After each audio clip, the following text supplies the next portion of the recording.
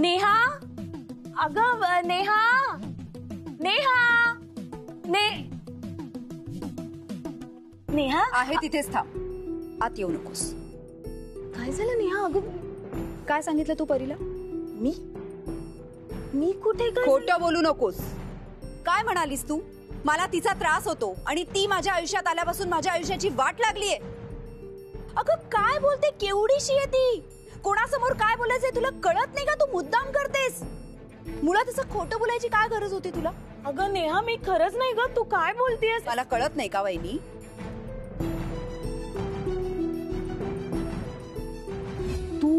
तू जन्माला आल्यापासून ना त्या नेहाच्या डोक्याला ताप झालाय, ताप. खरंच नाही ग नेहा, मी खरंच काही बोलले नाही. आणि तुझा माझ्यावर विश्वास नसेल तर तू त्या परीला बोला ना. ए परी, आता तिची काय गरज आहे? अगं असं काय करतेस? ती बाली. ए परी, इकडे हे बघ. बाबू सोनू, ऐक ना. तू मस्करीत तुझ्या आईला काहीतरी वेगळं सांगितलंस का माझ्याबद्दल? मी त्या दिवशी तुझी चौकशी करायला आले होते की नाही, बिस्किटचा पुडा घेऊन. मी तुझ्याशी काही वेडं वाकडं बोलले होते का? मी फक्त तुला इतकंच विचारलं की नाही की बाळा तू जेवलीस का, काय करतेस? तर ती बघ ना तुझी आई माझ्याशी कसं बोलतेय. तू सांग बरं तुझ्या आईला असं काय करतेस? पहिल्यांदाच मामीला भेटल्यासारखी. मामीला ओळखत नाहीस का? तिचा जाऊ दे, मी तुला ओळखत नाही का? आजवर तू जे काय बोलली ना सगळं मी सहन केलं. पण एक सांगते, तुझ्या वागण्याचा आणि बोलण्याचा जर माझ्या परीला त्रास झाला ना तर ते मी सहन करणार नाही. अगं असं कसं करेन ग मी नेहा? मी काय आता तिच्याशी सहज सुद्धा बोलायचं नाही का? सहज बोलण्यामुळे ती घर सोडून गेली, माहितीये का तुला? काय? अगं काय सांगतेस तू? कधी? हो का ग बाळा, तू घर सोडून? जीव जायची पाळी आली होती माझी. एवढ्याशा मुलीला जर काही झालं असतं तर काय केलं असतं मी? नाही अगं खरंच नाही ग. तू बहिणी प्लीज बास, पुरे. माझ्या आणि परीमध्ये कोणालाही काही बोलायची गरज नाही आणि तुला तर नाहीच नाही. यापुढे प्लीज आमच्यापासून लांब राहा. अरे देवा, अगं काय बोलतेस तू? हे नेहा, तुला तर माहेरची माणसं पण नको आहेत का ग? बघा हिला श्रीमंतीचा माज आलाय. आता लग्न करणार ना श्रीमंताशी. हे असं का होतं का? बघा मला बोला. परी बाळा, तू घाबरू नकोस. तू स्ट्रॉंग गर्ल आहेस ना? असं श्रीमंताशी लग्न करणार म्हणून आजपासून अशीच माझ्याशी वागायला लागली आहे. बघितलं का? आता मला सुद्धा ओळख देत नाही. मी गरीब आहे ना, मग माझ्याशी कसं बोलेल ही? काकू काका बाहेर या. हो गुड्डीची आई बाहेर या. काकू बाहेर या. मला आता नेहा वाटेल तसं बोलली. मला वहिनीला. अहो आता श्रीमंत घरची सून होणार म्हटल्यावर गरीबाला घालून पडून बोलणारच आहे ना ही बाई. माझी सख्खी नणंद आहे हो ही. म्हणून आतापर्यंत मी इथे येत जात होते. यांच्या आडी अडचणीला उभे राहत होते. हो की नाही? हो की नाही? तुम्ही सांगा, हो की नाही? आता या छोट्या पोरीला हिने पुढे केलंय, माहितीये का तुम्हाला?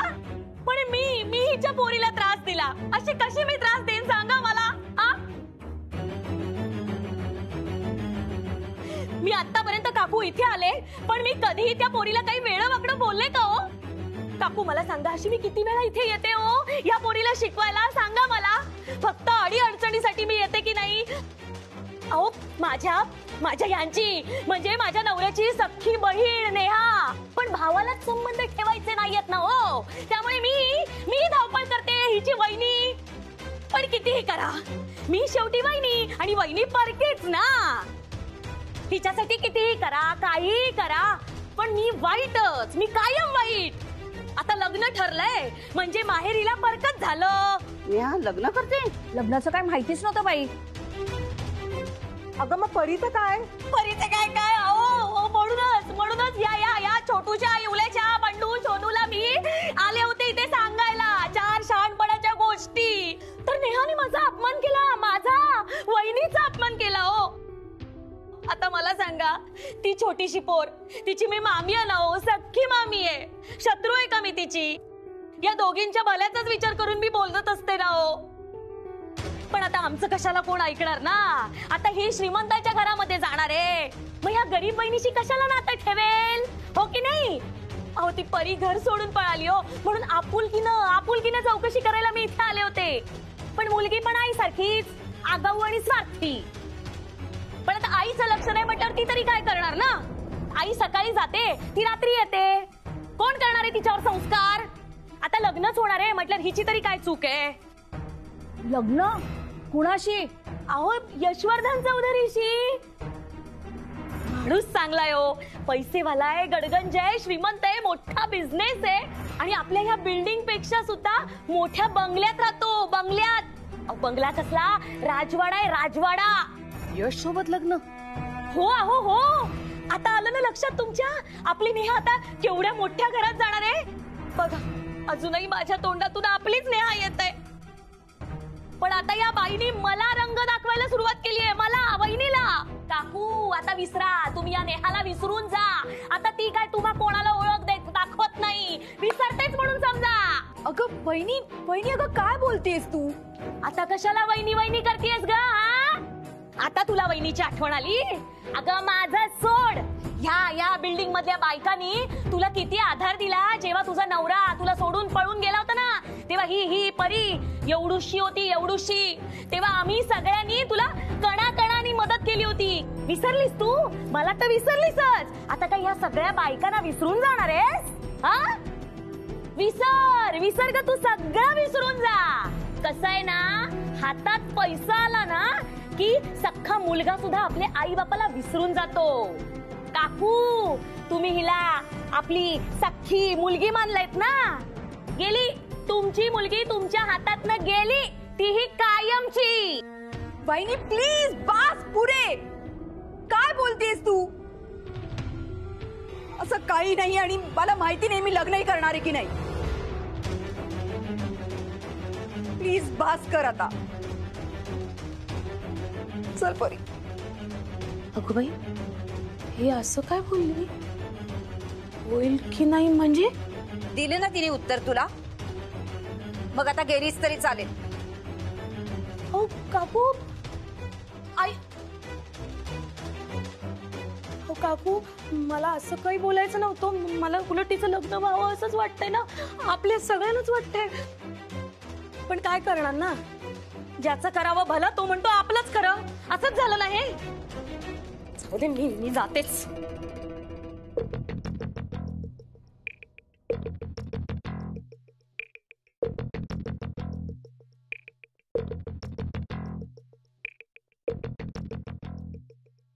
यश,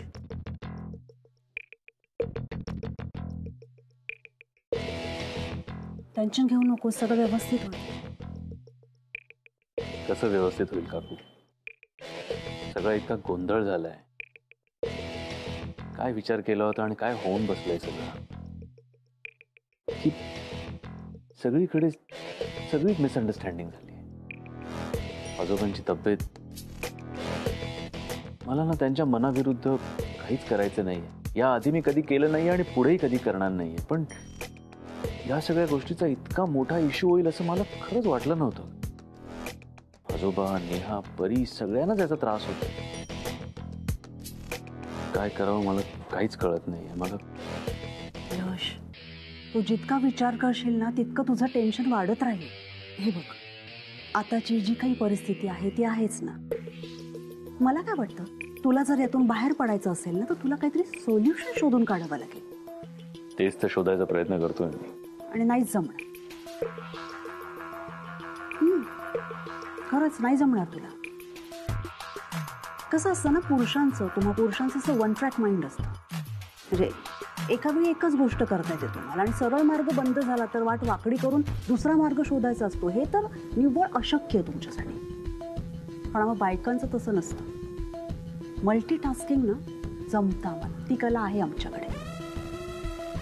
आणि म्हणूनच हा प्रश्न तू नेहावर सोड. तिला पप्पांची तब्येत नीट माहितीये, त्यामुळे ती ह्याच्यातून नक्की काहीतरी मार्ग काढेल. नाही ग, म्हणजे आधीच परीचं टेन्शन आहे तिच्या डोक्यावर. परी सध्या आयुष्याच्या खूप डेलिकेट फेज मधनं जाते. तो स्ट्रेस आहेच तिला. अशा वेळेला मी नेहाला सपोर्ट करायचं सोडून तिच्याकडे सोल्युशन मागू आणि अजून तिचं बर्डन वाढू?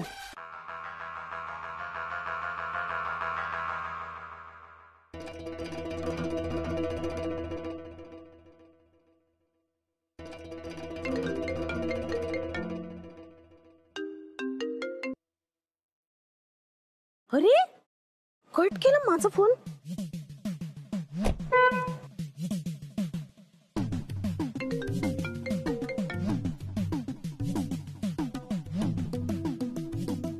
काय करू हा माझा फोन कट करतोय. ओ ऐका ना मला जरा फोन हवा तो महत्वाचा फोन करायचा. एकाचा ऍक्सिडेंट झालाय पटकन करतो. यश फोन घे ना, कोणाचा आहे? नेहाच्या वहिनीचा फोन आहे. मला नाही बोलत ती अशी. अरे पण काहीतरी काम असेल ना त्यांचं, बोलून घे एकदा, मग कळेल तुला.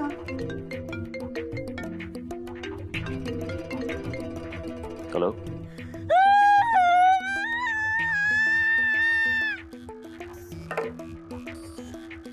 मला वेगळ्या नंबरवरनं फोन करते. अरे पण बोल ना तिच्याशी, काय झालंय? नाही बोलायचं मला त्या बाईशी.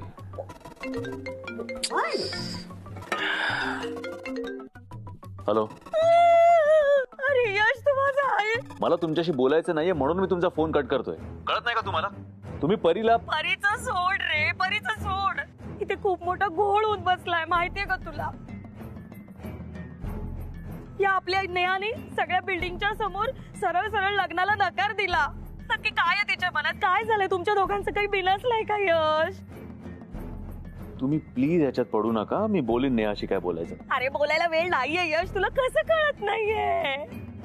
माझं खोटं वाटतच असणार तुला. तू पाहिजे तर ना इकडे ये आणि बघ, म्हणजे तुला कळेल यश. अरे थांब ना. अरे तू ये, तुला समजेल. Hello hello. अरे हॅलो काकू.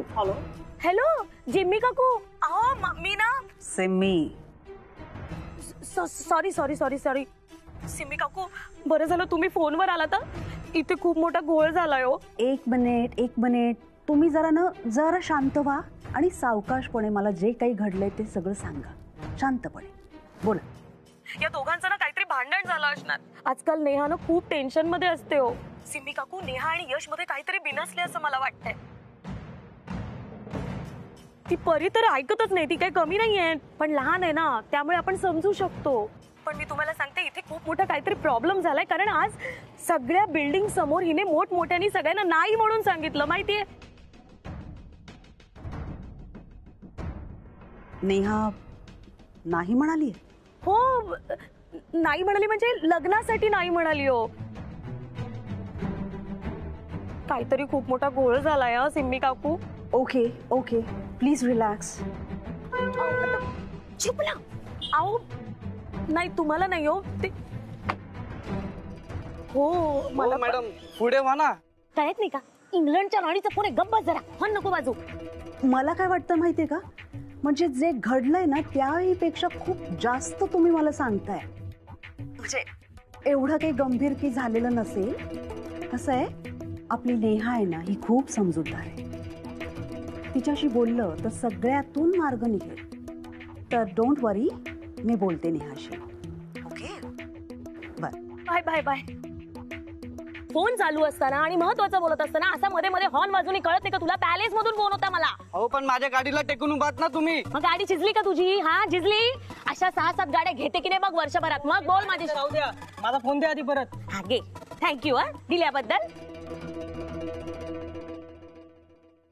काय म्हणत होती तिची वहिनी? नेहा लग्नाला नाही म्हणाली? तिच्या बोलण्याकडे काय लक्ष देते तू? काय अर्थ आहे का त्या बाईला? मी बोलीन नेहाशी, डोंट वरी. नो यश, नाही प्लीज. हे बघ, तू असं ना तडकाफडकी नेहाशी बोलायला जाऊ नको. नेहा जर असं काही बोलली तर very sure she must be really upset. तिच्याशी ना असं शांतपणे समोरासमोर बसून बोलायला हवंय. डोंट वरी, मी बोलेन तिच्याशी. कशाला? मी सांगतोय ना, मी बोलीन नेहाशी. आणि मी काही तडकाफडकी वगैरे जाऊन बोलणार नाहीये. मी शांतपणे बोलेन तिच्याशी. आयुष्य या ऑफकोर्स.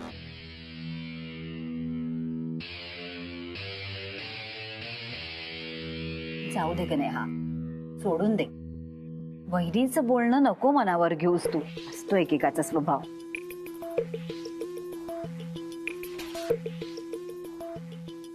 समोरच्याच्या मनाचा विचारच करत नाहीत बोलताना. तू ना तुझा आणि परीचा विचार करून काय तो निर्णय घे. बाकीच्यांचं सोडून दे. काकू, मी वहिनीच्या बोलण्यावर लक्ष देत नाही. लहानपणचा लग्नाचा विषय चव्हाट्यावर आणायचा का तिने? नाही तसं काही नाहीये ग. अगं आपल्या चाळीतले लोक किती वर्ष ओळखतायत तुला. वहिनीचं बोलणं मनावर घेऊन कोणी तिच्यावर विश्वास नाही ठेवणार. आणि तुला खरं सांगू का, सगळ्यांना वहिनीचा राग आलाय. केवळ ती तुझी वहिनी आहे म्हणून गप्प बसलेत सगळेजण. मुगटीची आई आपल्या न्यायाने काही म्हणजे काहीच सांगितलं नाही हो. अहो जे होतंय ते चांगल्यासाठीच आहे ना. चांगलंच होतंय. आपला यश किती चांगला मुलगा आहे. नेहाला अगदीच चांगलं ठेवेल, सुखात ठेवेल. खरंच.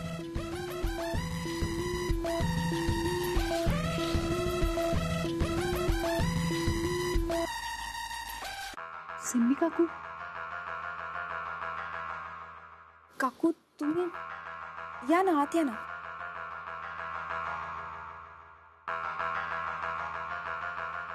या ना, बसा. मी पाणी आणते. बसा ना.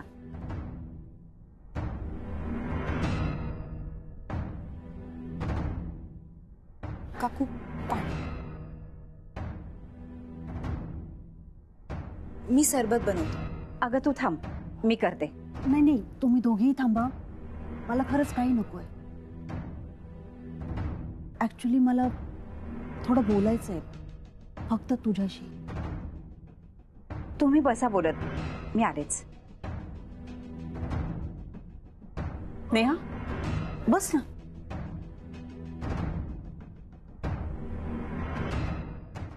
काय झालं सिम्मी काकू? काय बोलू, कुठून सुरुवात करू मला काहीच कळत नाहीये. माझ्या कुटुंबाला वाचव ग प्लीज. आणि हे ना फक्त तुझ्या हातात आहे.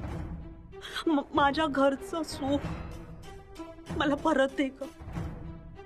मी हात सोडते तुझ्या पुढे. मी पाया पडते, मी पदर पसरते माझं. पण काय करताय तुम्ही? काय झालंय? असं का बोलताय तुम्ही? पप्पा, काय झालं आजोबांना? ह्या पप्पा आमच्यासाठी खूप महत्वाचे आहेत ग. म्हणजे ते नसतील ना तर पॅलेसमध्ये कशाला काहीच अर्थ उरणार नाही. खरंच सांगते तुला, पप्पा म्हणजे ना आईचं हृदय असलेला माणूस आहे. आईच आहे गती आमच्या घराची. आणि ते नसतील तर पोरके होऊन जाऊ ग आम्ही.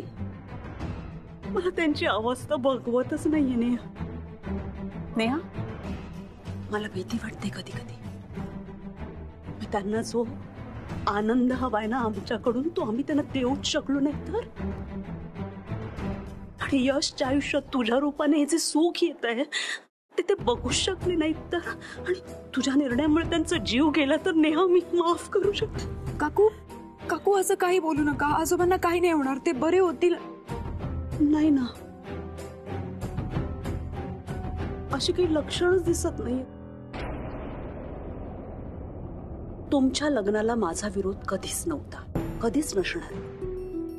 यशच्या आनंदातच माझा आनंद आहे का. तुला खरंच सांगते, नात्याने त्याची काकू असले ना तरी मनाने मी त्याची आईच आहे. कळतंय मला, सगळं कळतंय. तुझी बाजू, त्याची बाजू, पप्पांची बाजू, पप्पांची तब्येत. म्हणजे म्हणूनच तर परीबद्दल त्यांना कसं सांगावं काही कळतच नाहीये मला नेहा. काकू, आजोबांची तब्येत सगळ्यात महत्वाची, बाकी सगळ्या गोष्टी नंतर. एक्झॅक्टली हेच वाटतंय मला. आपण ना पप्पांच्या तब्येतीसाठी आपल्याकडून जे जे काही शक्य ते करायला हवं नेहा. त्यांना काय तुमचं सुखच बघायचंय ना, मग जे त्यांच्या मनात आहे तसं होऊ देत ना. हे बघ, मला काय वाटतं, तुम्ही दोघं लग्न करा. ते बरे झाले की आपण त्यांना परीबद्दल सांगू. आणि एकदा तुमचं लग्न झालं म्हटल्यानंतर ते काहीच बोलणार नाही. हो ना?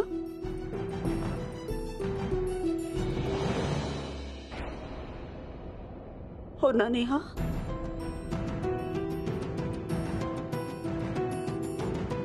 तू करशील ना असं?